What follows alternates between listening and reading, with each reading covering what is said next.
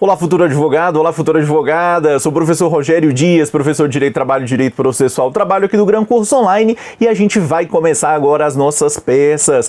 E a primeira peça que a gente vai trabalhar aqui, senhores, são os embargos de declaração. A gente já sabe que esses embargos de declaração são considerados recurso, então a partir de agora o que a gente vai estudar é o esqueleto dessa peça, ou seja, como que eu faço esses embargos de declaração se eventualmente for essa peça que cair na minha prova. Eu particularmente acho que essa não seria uma peça cobrada na OAB, até porque é uma peça muito simples, vai dar no máximo 2 páginas, então seria muito simples para a OAB cobrar, tá? Mas, obviamente que é uma das peças possíveis, a gente vai estudar da mesma forma de todas as outras, beleza? Então a gente vai agora verificar como que se faz, quais são os requisitos dessa petição. De olho aqui no nosso material, por favor. Então vamos lá, galera. O que a gente vai fazer, e para facilitar a nossa vida, eu vou colocar aqui pra gente o Word, justamente para que você possa verificar como que é feito esse esqueleto dessa peça. Você já sabe que a primeira coisa que a gente faz em uma petição inicial é o endereçamento. Então o que a gente vai fazer agora é o endereçamento. Como que vai ficar esse endereçamento? Então vamos aqui justificar. Cadê? Então olha lá. Ao douto juízo da Vara do Trabalho de... Olha lá, preste atenção. O que a gente vai observar? Aqui, senhores, a gente vai fazer o endereçamento. O endereçamento, você deve observar que eu agora vou endereçar ao juízo. Professor, mas eu não sei qual é a vara. Senhores, todas as vezes que a prova não trouxer para você um dado, você vai colocar esses 3 pontinhos conforme está previsto no edital. Ou, se você não souber a localidade. Então, imagina que a prova trouxe para você que está na segunda vara do trabalho de, vamos colocar aqui, Brasília DF. Tá? Então, como que vai ficar o seu endereçamento? Ao douto juízo da segunda vara do trabalho de Brasília DF. Preste bastante atenção nessas 2 informações aqui que eu vou deixar de vermelho para você. Professor, por que você está deixando de vermelho? Porque se a prova não trouxer, você não vai inventar dados. Você só vai deixar os dados que efetivamente aparecerem para você na hora da sua prova. Beleza? Professor, mas eu aprendi que poderia ser da seguinte forma: excelentíssimo senhor juiz da segunda vara do trabalho de Brasília DF. Senhores, preste bastante atenção que esse endereçamento primeiro aqui é o endereçamento que a gente fazia antes do CPC de 2015. Nada impede que também na hora da sua prova você possa fazer esse endereçamento ao invés desse segundo endereçamento, tá? Por quê? E qual é a diferença? Quando eu faço esse primeiro aqui, senhores, é porque eu estou endereçando especificamente a figura do juiz da segunda vara do trabalho de Brasília. Mas hoje o que a gente deve levar em consideração é que a gente vai indicar o juízo e não o juiz. Professor, mas e se eu colocar o primeiro, está errado? Não vai estar errado, tá, senhores? Mas acostume-se a partir de agora a colocar douto juízo da segunda vara do trabalho de Brasília. Beleza? Então a gente vai apagar aqui para deixar especificamente este ponto. Fechou? Então, feito o endereçamento, você agora vai colocar o número do processo. Então agora, vamos trocar aqui porque ficou de vermelho. Processo número. Professor, eu não tenho o número do processo. Se você não tem o número do processo, jovem, é só simplesmente você colocar 3 pontinhos. Então você vai fazer o endereçamento, vai verificar o número do processo, você vai deixar lá processo número e 3 pontinhos. Agora, você vai fazer a qualificação do embargante. O embargante é quem vai, neste caso, opor os embargos de declaração. E a gente vai inventar um nome aqui para ele, ó. Então vamos lá. Empresa Alfa, então vamos colocar Empresa Alfa Limitada. A Empresa Alfa, senhores, vai ser a nossa embargante, é quem está embargando aquela decisão. Professor, eu preciso qualificar novamente? Não, não precisa. Então como é que vai ficar? Empresa Alfa, já qualificada nos autos do processo em epígrafe, por intermédio de seu procurador legalmente constituído, vem perante Vossa Excelência, com fundamento no artigo 897-A da Consolidação das Leis do Trabalho, ou seja, a CLT, opor, e agora a gente vai centralizar aqui, ó, embargos de declaração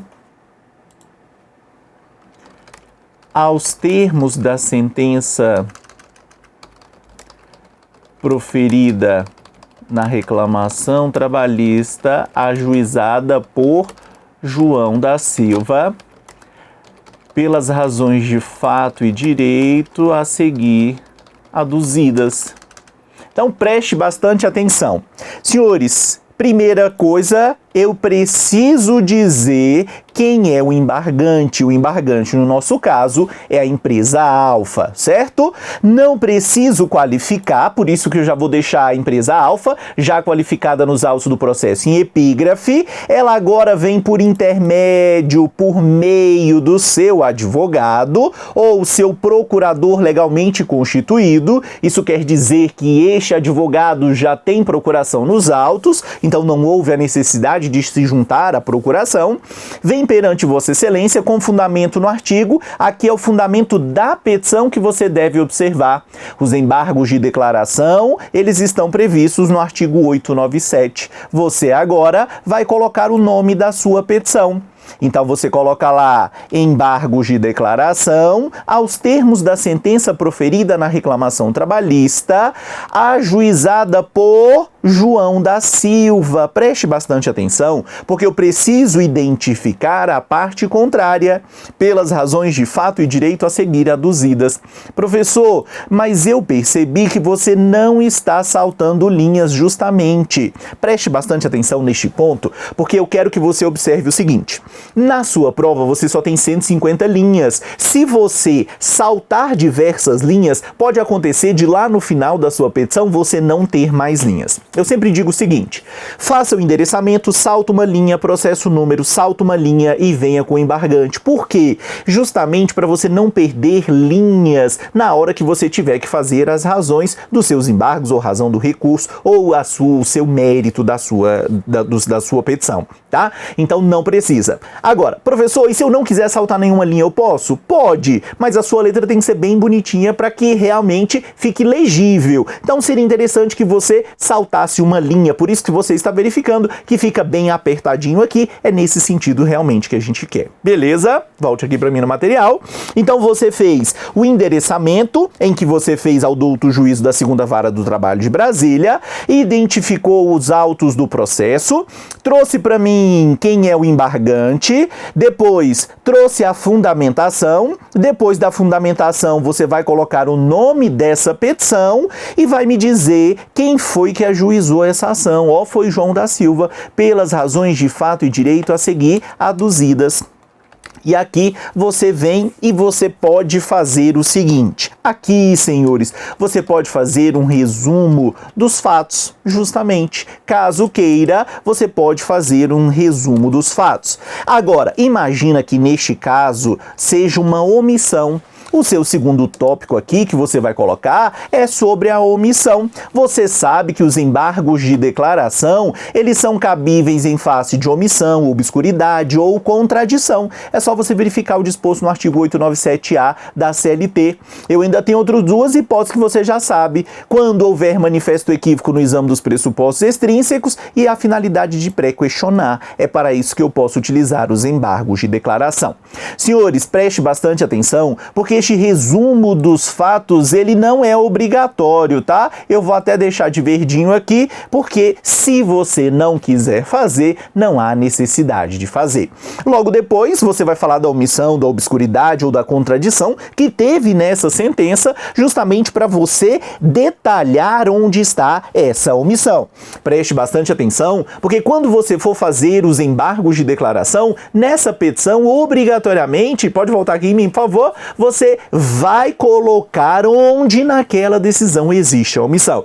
Preste bastante atenção, porque um dos requisitos para você fazer essa petição de embargo de declaração é você demonstrar na sua petição que houve uma omissão, uma obscuridade ou uma contradição, ou que houve um manifesto equívoco no exame dos pressupostos extrínsecos, ou se a finalidade for de pré-questionamento. Maravilha? Então preste bastante atenção, porque tem que aparecer nessa petição em que ponto houve a omissão. Então imagina que tenham sido feitos 10 pedidos na petição inicial e o juiz, na hora de proferir a sentença, somente fez a análise de 5, deixou outros 5. Eu agora, nessa petição, vou demonstrar expressamente quais são os 5 pedidos que não foram analisados pelo juiz. Beleza? É isso que a gente quer especificamente neste ponto. Volte aqui no material, por favor.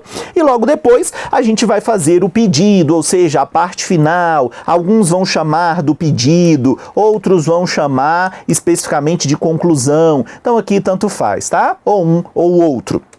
Então como que vai ficar aqui o seu pedido? A parte final vai ficar: ante o exposto, requer a Vossa Excelência o conhecimento e provimento dos presentes embargos de declaração para sanar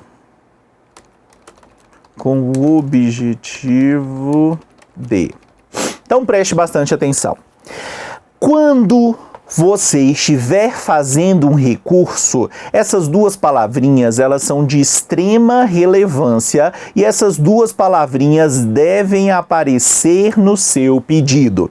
Ante o exposto, requer a Vossa Excelência o conhecimento. Por que eu estou pedindo conhecimento dos embargos de declaração? Porque eu preenchi todos os requisitos para opor os embargos de declaração. E o provimento é mérito, senhor.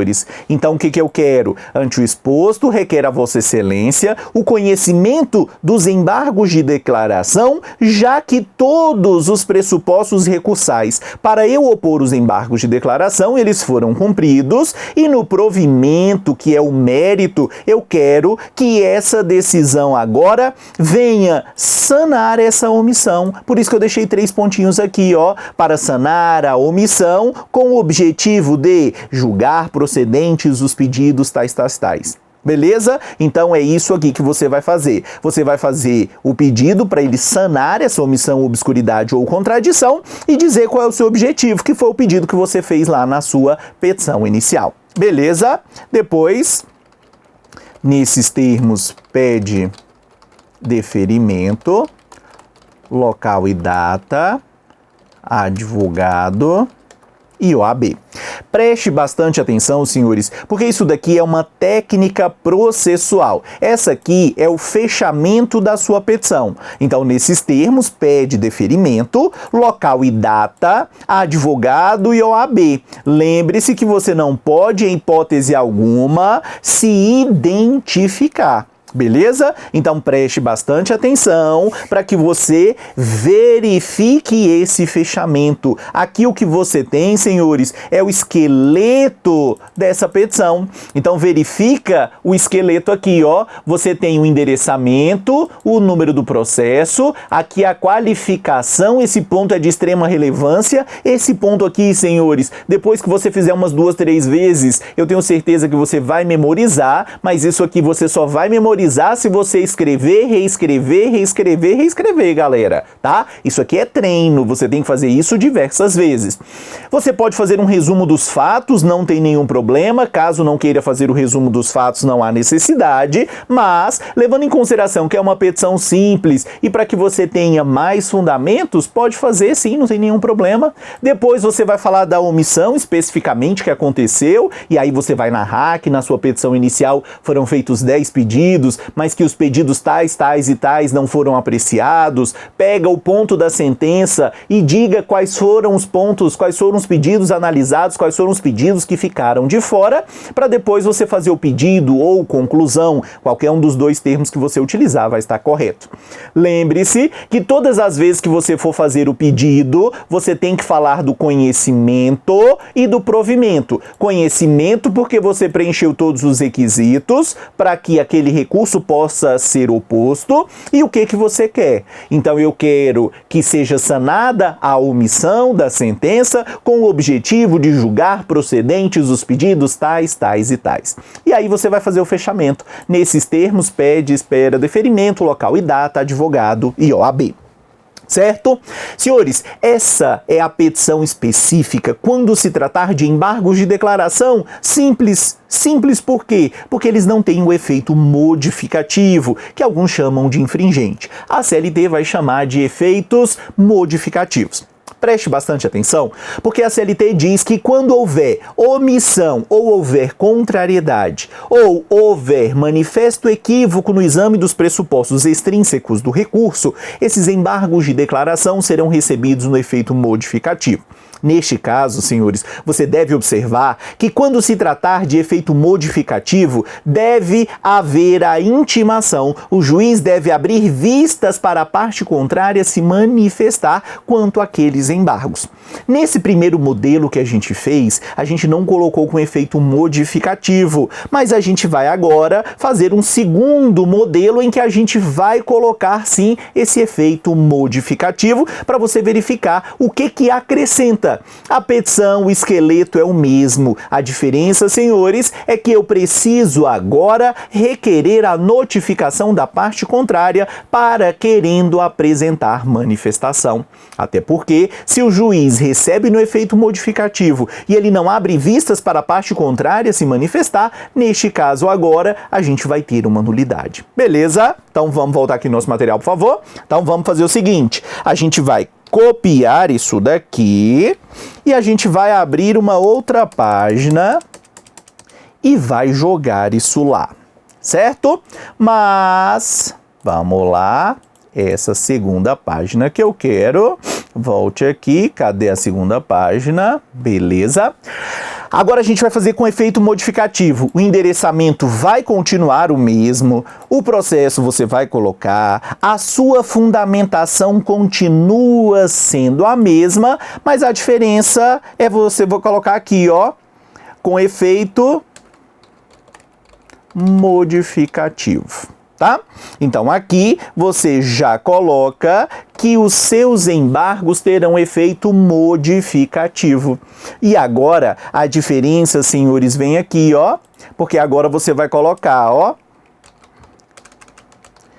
requer outro sim, a notificação da parte contrária para querendo apresentar manifestação. Ponto. Só isso. Você não precisa fazer mais nada, tá? Então preste bastante atenção.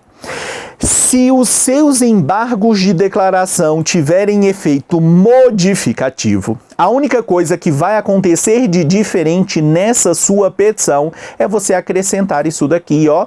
Requer outro sim, a notificação da parte contrária. Professor, eu posso pedir a intimação da parte contrária? Pode. A CLT utiliza a nomenclatura notificação. O CPC utiliza intimação. Não teria nenhum problema, tá? Se você utilizasse intimação.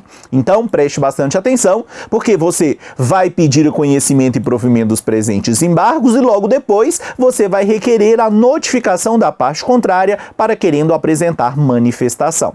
Lembre-se que essa manifestação é o mesmo prazo dos embargos de declaração e você já sabe que os embargos de declaração, o prazo dele é de 5 dias. Beleza? Certo? Então aqui, senhores, é justamente o que você vai observar na hora de fazer a sua petição.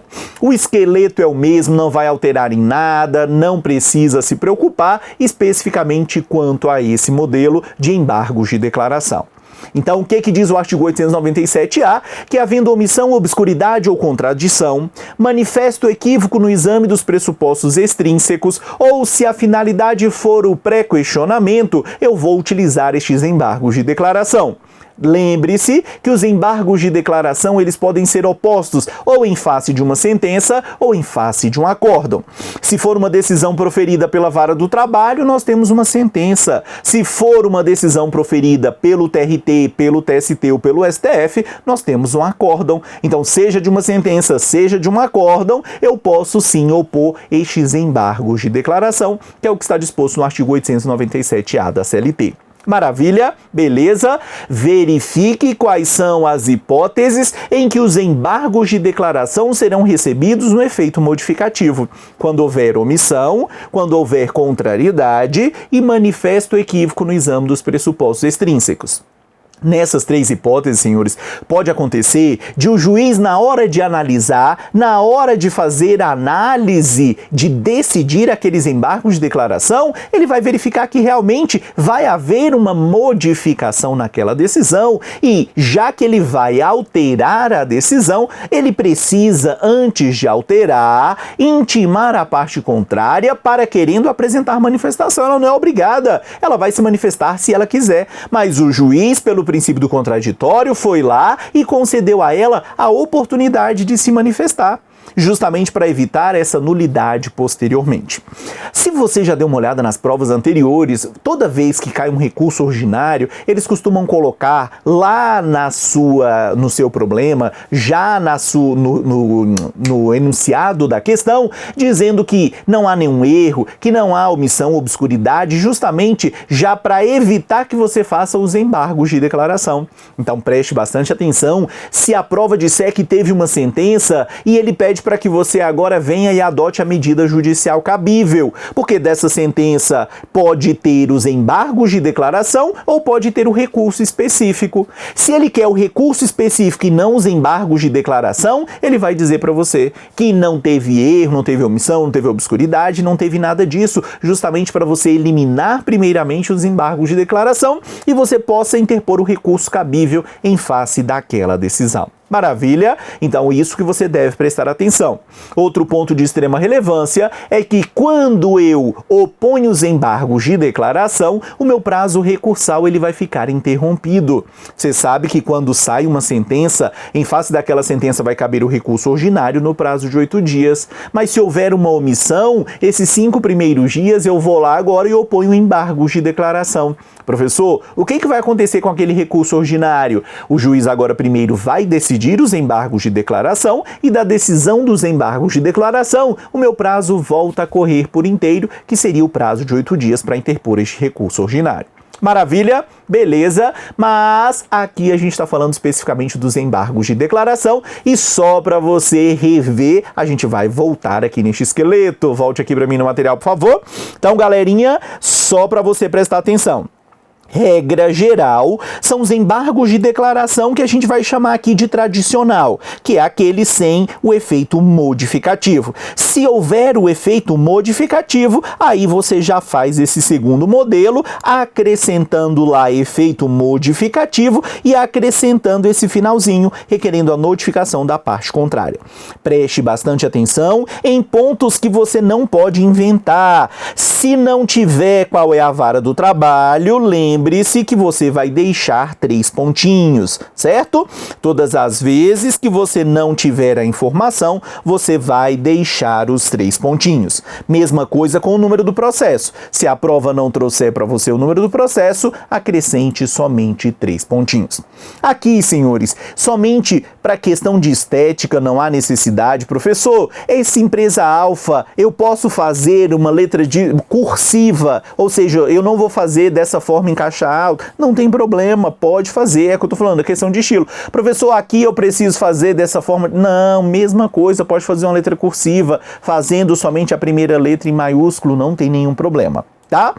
Só identifique quem é o embargante, o nome da petição, a gente coloca justamente, senhores, para facilitar na hora de corrigir, porque quando o examinador pegar a sua prova, ele já vai olhar lá, opa, o endereçamento está aqui, vamos ver se ele está correto, o processo, que é uma técnica processual, vamos verificar se ele identificou direitinho esse embargante, vamos verificar se ele utilizou a fundamentação legal, tá aqui, vamos verificar se ele acertou o nome em iuris, ou seja, se ele acertou o nome da petição.